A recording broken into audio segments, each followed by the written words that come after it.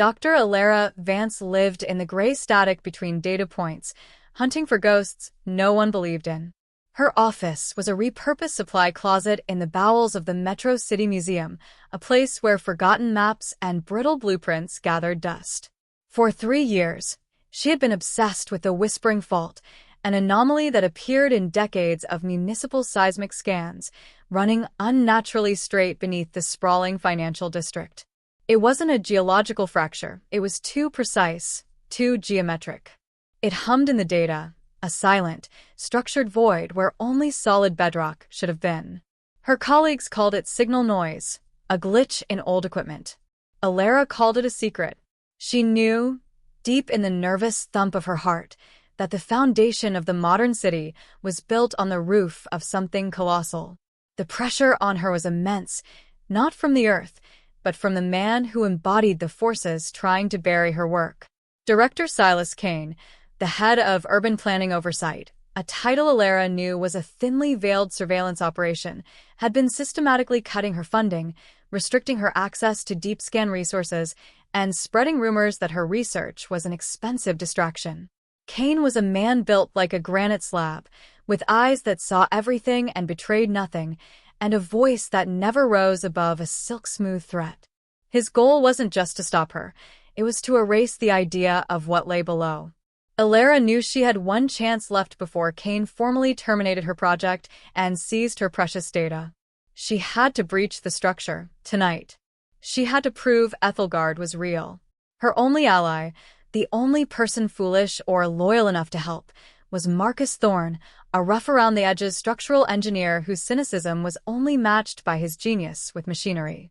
Marcus didn't believe in hidden cities. He believed in physics, debt, and Alara's intensity. He was setting up their operation in the abandoned maintenance tunnel of the old subway line, 300 feet beneath street level, exactly above the most stable point of the seismic anomaly. The air down there was thick with the smell of wet concrete and aged diesel, and the sound of the city above, the distant subway rumble, the bass thrum of traffic, was a heavy, constant blanket. Alara found him tightening bolts on a customized diamond core drill, a beast of steel and hydraulic pistons he had stolen, from a deactivated construction site.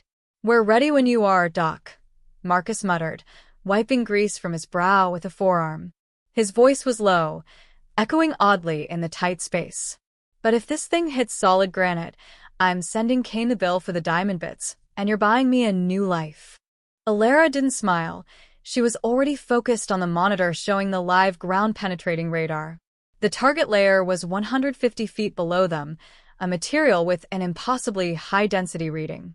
It was too dense to be rock and too smooth to be natural. It was a ceiling manufactured. Alara swallowed, adjusting the harness of her pack. "It's not granite, Marcus. It's a seal, an ancient lid on a tomb." The drilling started with a violent roar that momentarily drowned out the world. The vibrations hammered through the tunnel floor and up into Alara's feet, a physical representation of the massive risk they were taking.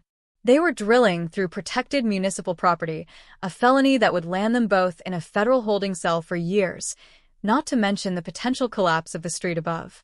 But the alternative, letting Kane win, letting the history of a lost civilization vanish, was a worse fate for her. The drill chewed through the first layer of reinforced concrete and structural clay, its pitch dropping as it hit denser and denser strata. Then, a sudden, unnerving change. The sound smoothed out. The resistance dropped, not to zero, but to a steady, manageable hum, as if the drill were carving through a single, continuous sheet of something incredibly hard but uniform. "Depth check. What's the reading?" Alara shouted over the din, her heart accelerating. Marcus consulted the digital readout. 45 meters and holding steady. "We're through the fill document. It's cutting like ceramic." Ceramic. It was a manufactured material, exactly as she had predicted. But as the drill bit continued its silent descent, the air in the tunnel began to change. A subtle, metallic scent, like ozone mixed with ancient minerals, started to waft back up the borehole, mingling with the heavy machinery smell. It wasn't just a scent. It felt like a presence, a deep, cold pressure that settled in Alara's lungs. The space felt less empty, more observed. Suddenly, the monitor Marcus was watching flashed with an urgent, red error message. "Stop. I'm getting massive energy fluctuation readings on the proximity sensors." Marcus yelled, slapping the emergency shutoff. The drill whined down into silence. "The layer we're hitting isn't just dense, Alara. It's active." Alara rushed to the screen. The energy signature was not electrical. It was a slow, rhythmic pulse, like a massive, sleeping heart beating beneath the earth. It pulsed every 20 seconds, a wave of low-frequency energy that resonated precisely with the frequency of the whispering fault. This wasn't a dead city. It was dormant.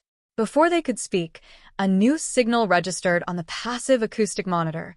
The distinct, high-pitched were of specialized tunneling equipment approaching their location. "Kane." "He found us," Marcus said, his voice stripped of all his usual bravado. His hands immediately went for the tools to strip the power and erase their digital footprint. "We have maybe 10 minutes before his goons breach the main junction tunnel. We've got to pack up now." Alara, however, wasn't moving.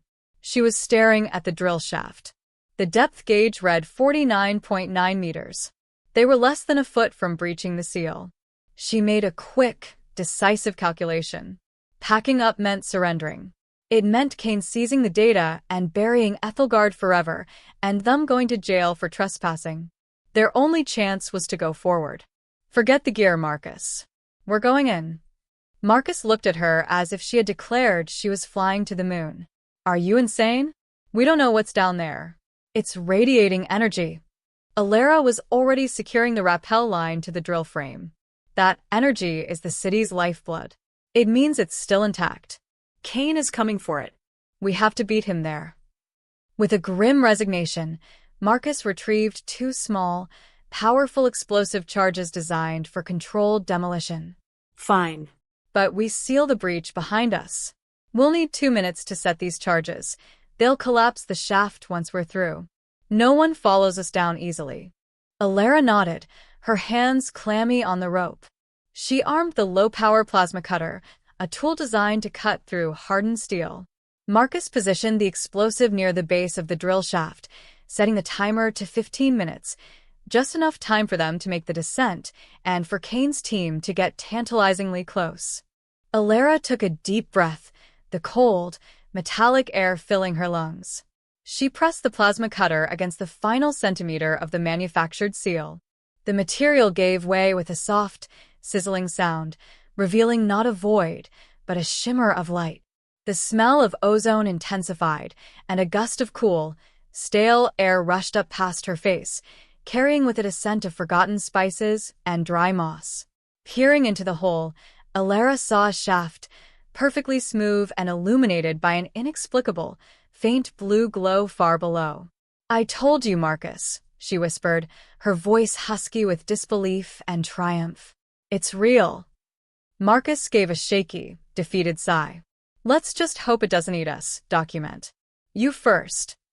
Alara clipped her lifeline and, without another thought, slid into the narrow, whistling passage, descending into the heart of the sealed city, leaving the roar of the modern world and the impending sirens of Kane's pursuit behind her.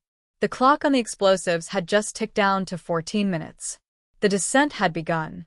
Dr. Alara Vance vanished into the teeming, oblivious heart of Metro City, a ghost among millions of real people walking on the roof of a colossal secret. The city above was her enemy now, a loud, overwhelming shield for the powers determined to bury the truth. Her clothes were torn, her body a map of bruises and exhaustion, but the weight of the ancient scrolls in her pack, a shimmering roll of paper-like material, was heavier than any physical pain.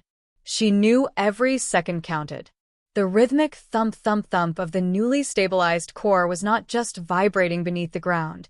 It was vibrating on seismographs across the planet, screaming its impossible existence to a world that was just waking up.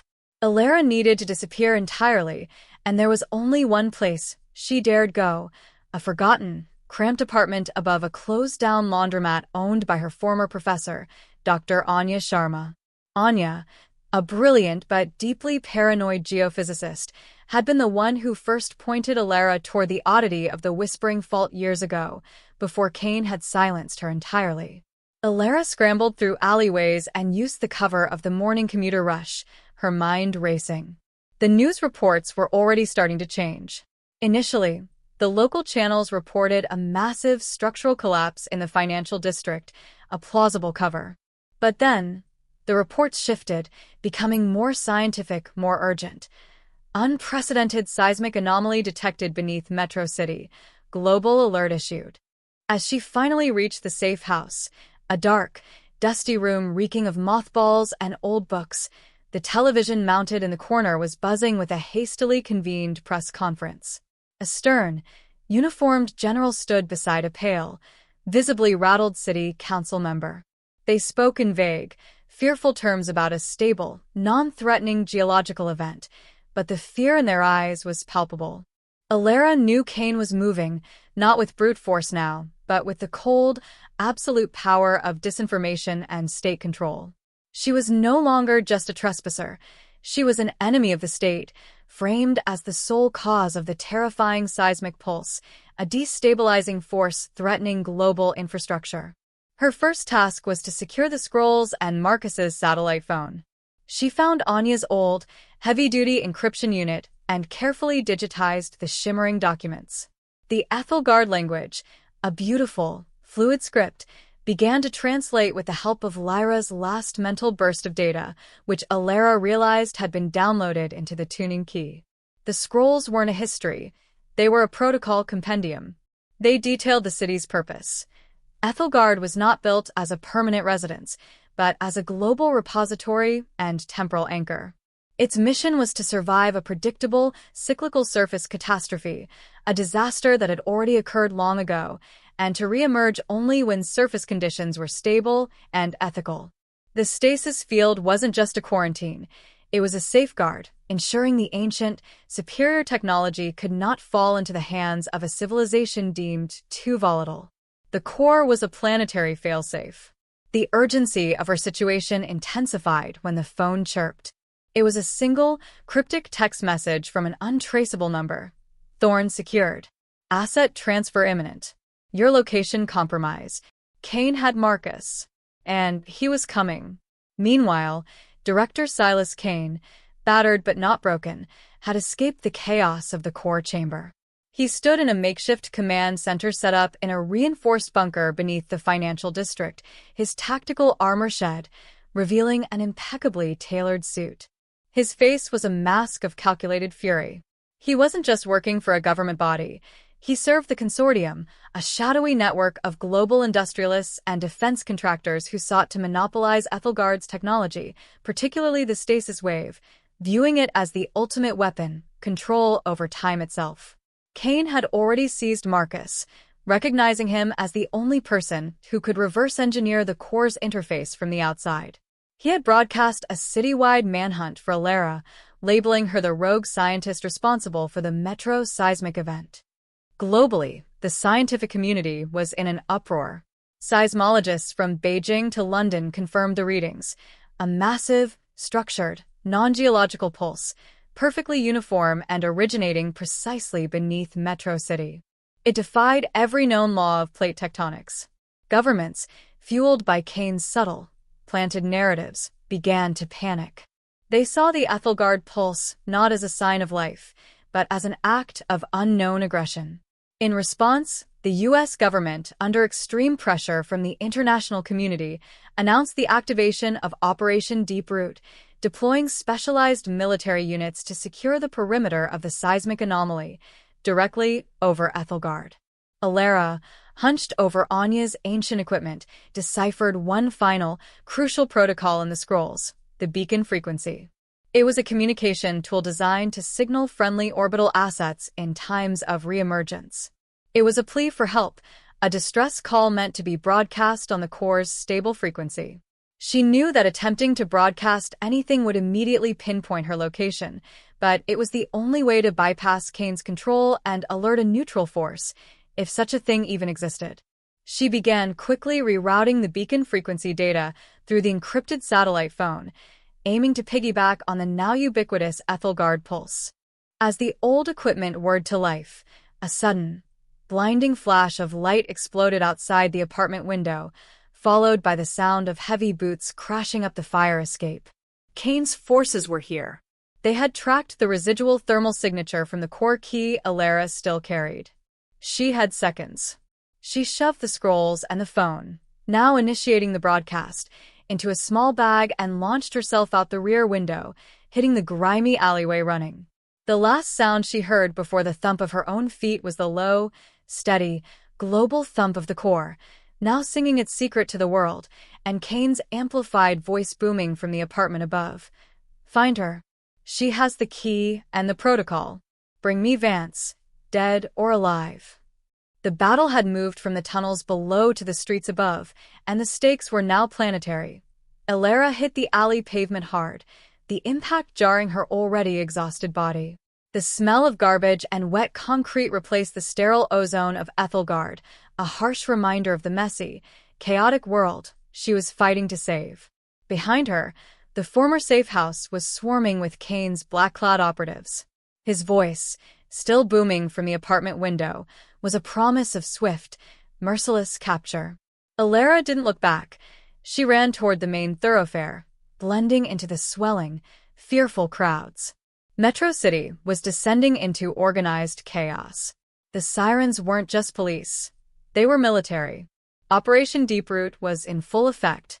Armored vehicles blocked key intersections, and soldiers in U.S. Army fatigues moved with tense, aggressive efficiency, attempting to enforce a perimeter around the seismic epicenter, right where Ethelgard was rising. Kane had expertly used the global panic to mobilize forces loyal to the consortium's goals, cloaking a military seizure as a disaster response. Alara knew she couldn't rely on vehicles or public transport. They were all under surveillance. She needed cover, darkness, and elevation.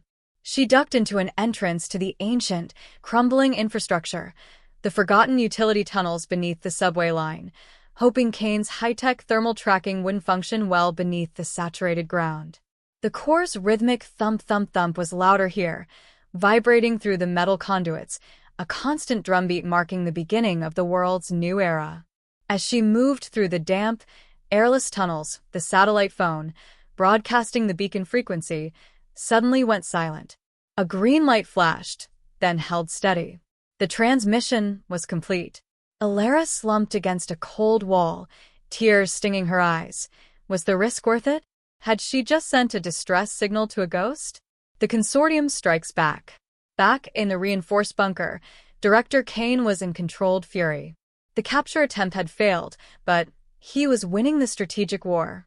He had Marcus Thorne, severely injured and sedated, but alive, already being transported to a secure, offshore black site for interrogation and forced cooperation.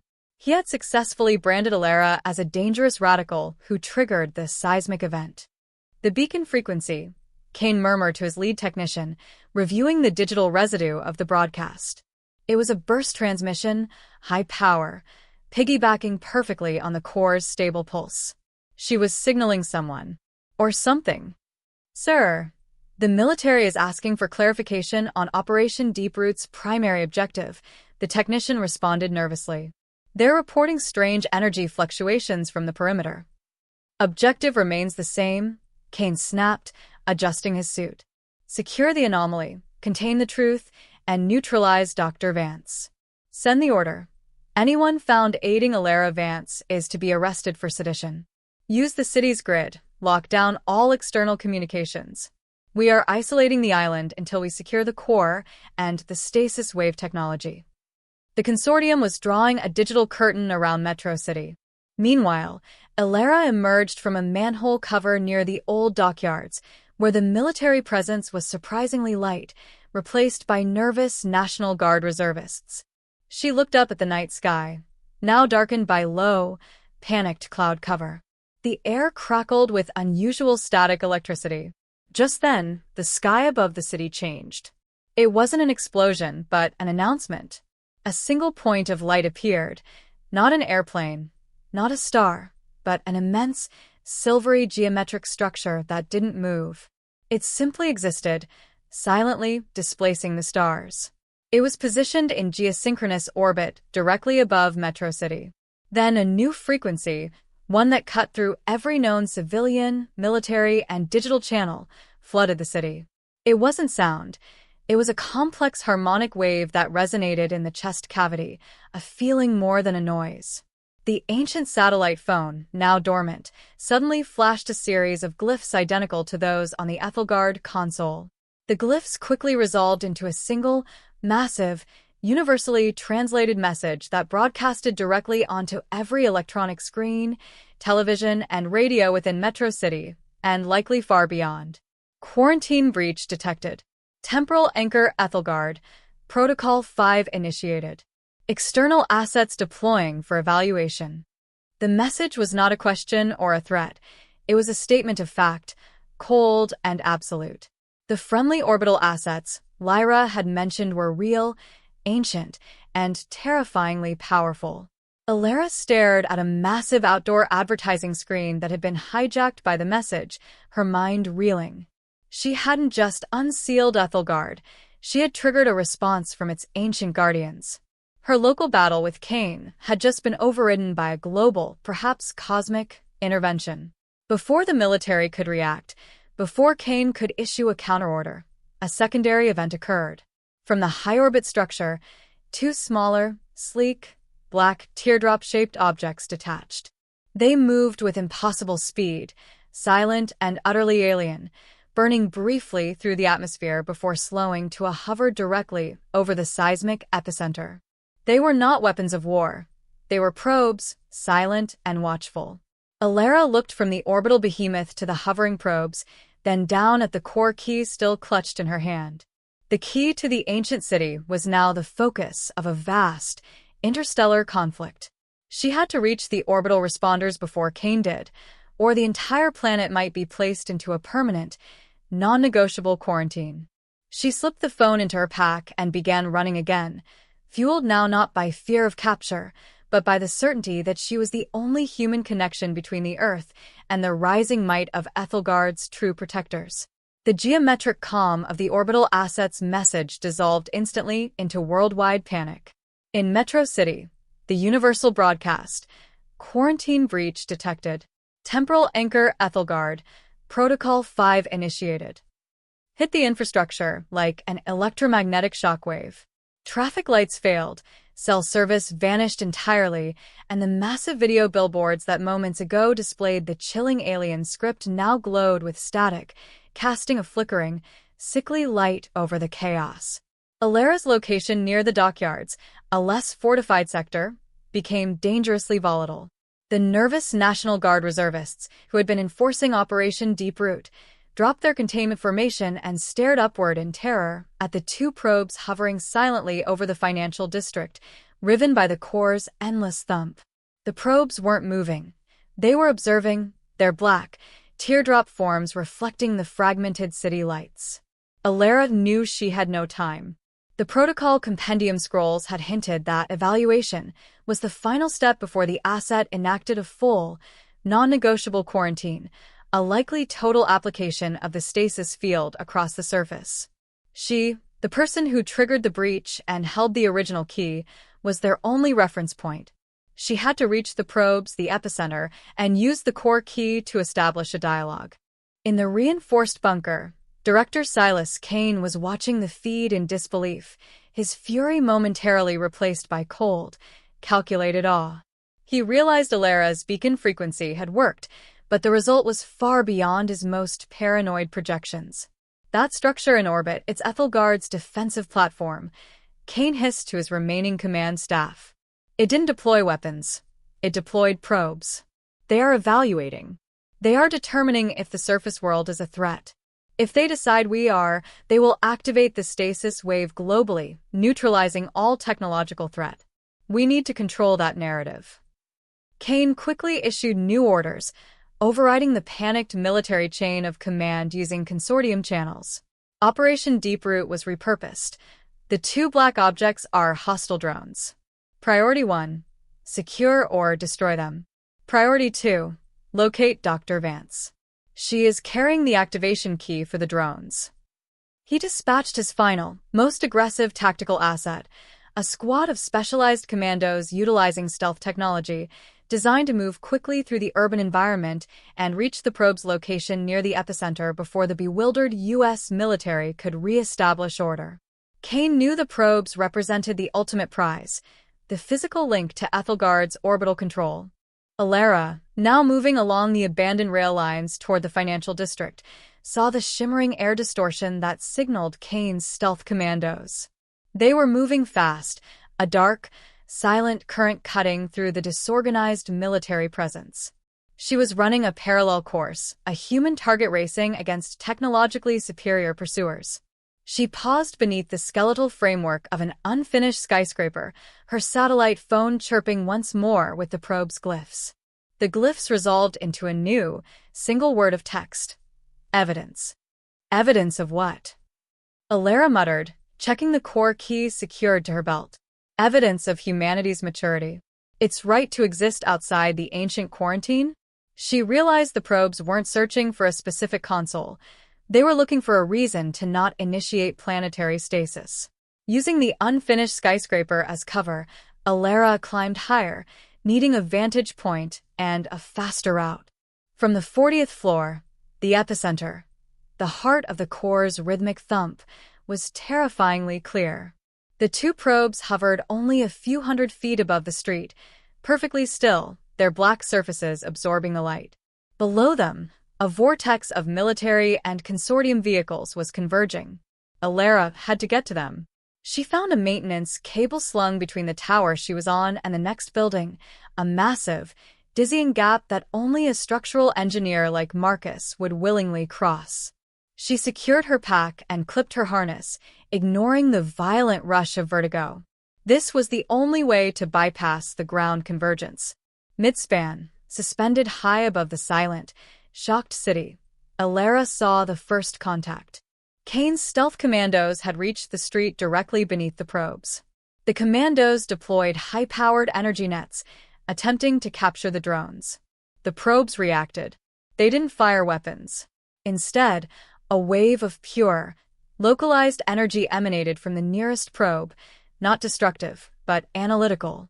The energy washed over the commandos, and every piece of advanced technology they carried, weapons, comms, stealth suits, instantaneously collapsed into inert, slagged metal, leaving the commandos confused, terrified, and utterly exposed.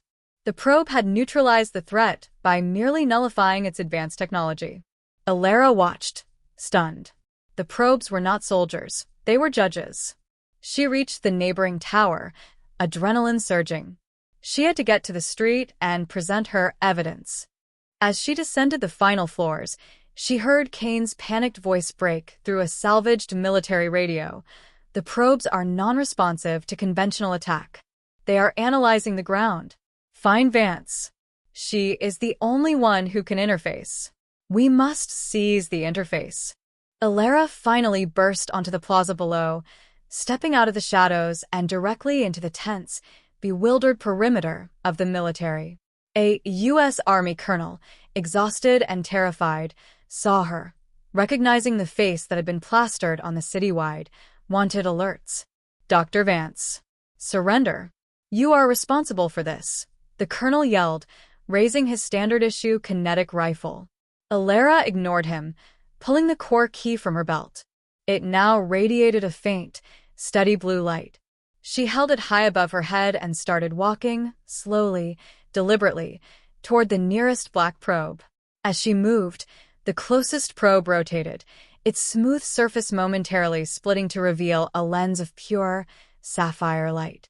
The light didn't feel like a beam or a weapon. It felt like a question. It scanned the key, then Alara, then the frantic, chaotic human civilization around her.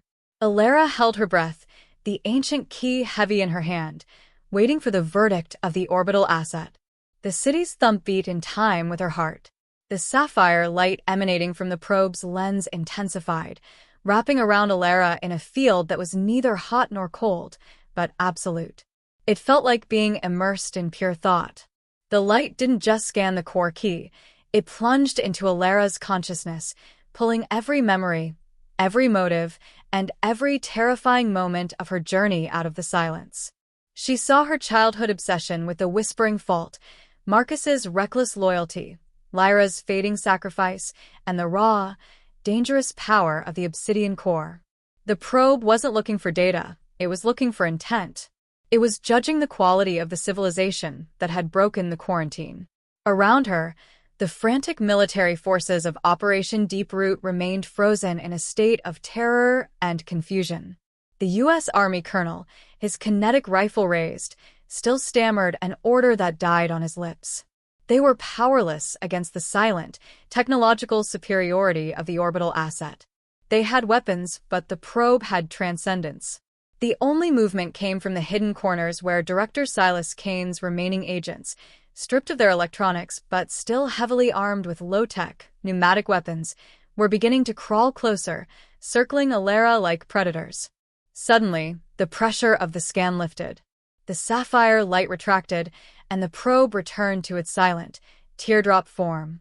A wave of profound, weary disappointment washed over Alara's mind, a feeling that originated not from her own thoughts, but from the immense intelligence she had just connected with. The feeling was instantly translated and broadcast directly into the minds of every living being within the perimeter, not as sound, but as an absolute, undeniable emotional truth. Instability detected. Violence predominant. Evaluation complete. Alara knew what that meant. The stasis wave was coming. The entire planet was about to be neutralized, locked in time like the preserved citizens of Ethelgard. Her desperate gambit had failed. Before the orbital judgment could be acted upon, Kane made his final, most desperate move. Having anticipated the probe's ability to nullify advanced technology, he emerged from the shadows beneath a skeletal support column, carrying a relic of low-tech warfare, an armor-piercing rocket launcher, heavy and crude. It was purely mechanical, requiring no complex circuits that the probe could instantly shut down. If we can't control it, we destroy it, Kane roared, ignoring the frantic pleas of the colonel to stand down. He aimed not at Alara, but at the core's epicenter itself, the plaza beneath the hovering probes. If he destabilized the core, the resulting chaos would either destroy Ethelgard's foundation or, at the very least, turn the orbital asset's attention toward recovery rather than quarantine. Alara screamed a warning, but it was too late. Kane fired. The rocket streaked toward the ground where the core's thump beat strongest. The moment the projectile entered the space beneath the hovering probe, the air itself seemed to resist. It wasn't the defensive energy field used earlier. This was different. The second probe, the one that had remained utterly motionless, flickered. The air around the rocket shimmered, and the projectile slowed, not gradually, but instantly, decelerating from supersonic speed to absolute zero velocity in less than a meter. It hung there, impossibly, midair, a metallic monument to Kane's failed aggression. The probe hadn't destroyed the technology, it had arrested its time. A chilling, new message flooded the minds of everyone present, a voice colder and more powerful than the previous weary thought. Threat identified. Protocol 6. Temporal isolation initiated. The sapphire light of the first probe flared again, not as a scan, but as a boundary. A perfect, invisible hemisphere of energy slammed down, encompassing Kane, his remaining agents, and the entire immediate perimeter of the seismic anomaly. Inside that zone, time did not stop, but it became agonizingly slow. Alara saw Kane, his face contorted in a silent snarl of fury and effort, attempt to move. His foot lifted an inch, then froze, taking an eternity to cover the tiny distance. His rage was visible, but his actions were trapped in molasses. He was neutralized, trapped in a field of localized temporal distortion. The probes had passed judgment. Kane and his aggressive, volatile faction were quarantined, removed from the flow of events. Alara, standing just outside the edge of the slowing field, was untouched. She was the one who presented the evidence, the one who sought communication, and the one who had successfully stabilized the core. The first probe rotated back to her, and this time, the emotional resonance was different. It was a weary, necessary acceptance. A physical object detached from the probe and drifted silently toward her feet, a crystalline communications device, similar to the one Lyra had used, but far more complex. Simultaneously, a vast, structured data stream was downloaded into her mind, bypassing language altogether. It wasn't just a manual. It was the complete protocol compendium of Ethelgard, containing centuries of history, scientific knowledge, and the instructions for Phase 2, controlled reemergence. The message that followed was clear, delivered directly into her consciousness. The surface civilization is judged volatile. The protocol dictates global quarantine. However, your intervention with the key and the stabilization of the core requires an alternative path. You are now designated the interim custodian. You will oversee the controlled reemergence. If you fail, Protocol 7, planetary stasis, will be initiated by the orbital asset. Alara was left standing alone, heart pounding, the weight of two worlds resting on her shoulders. Behind her, the U.S. Army colonel and the National Guard, stunned into total inaction, stared at the perfectly frozen image of their superior officer, Kane, trapped in slow-motion fury. Before her lay the crystalline device, and beneath her, the thump of the core, now singing steadily, no longer a warning, but a demand. The orbital asset, the massive geometric structure in the sky, was already beginning its next step. Tiny points of light, far more than the initial two probes, were detaching, starting their long, silent descent toward the city. The evaluation was over. The work had begun. Alara, clutching the ancient key and the new communication device, knew her fight had moved past survival. It was now a race against time, real time, to prove that humanity, despite Kane's violence, was worthy of sharing the earth with the civilization rising from below. Alara's mind was a whirlwind of ancient knowledge. The protocol compendium, centuries of history and advanced physics compressed into a single moment, warred with the primal adrenaline still surging through her veins. The immense intelligence of the orbital asset had judged humanity by its lowest common denominator, the calculated aggression of Silas Kane, but granted a reprieve based on her intent and the core's stable pulse. She forced herself to breathe, ignoring the sight of Kane, his mouth open in a silent snarl of endless effort, trapped less than 30 feet away in the shimmering, temporal distortion field of Protocol 6. Her first move was toward the crystalline communication device. It lay at her feet, pulsing gently, already attuned to the nearest probe. As she picked it up, the smooth, cool object merged seamlessly with the core key, which was still attached to her belt. The device felt less like a tool and more like an extension of her own will.